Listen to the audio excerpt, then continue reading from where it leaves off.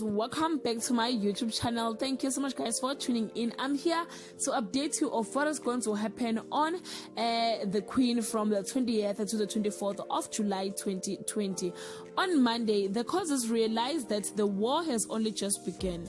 Waruna and Mitron's reaction to Tato's latest mistakes leave his head spinning. On Tuesday, death hangs over the causes as the police close in. Tato's response to Jerry's ultimatum stands the markers. On Wednesday, a disturbing gift arrived for Brutus. Tato takes a stand.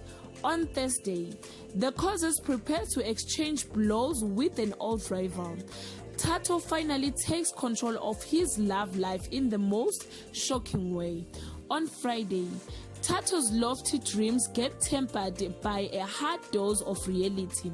The police scrambled to arrest Kagiso while the causes are focused on dealing with an old enemy. Guys, this was the end of season 4. See you next week on the new season. Bye guys.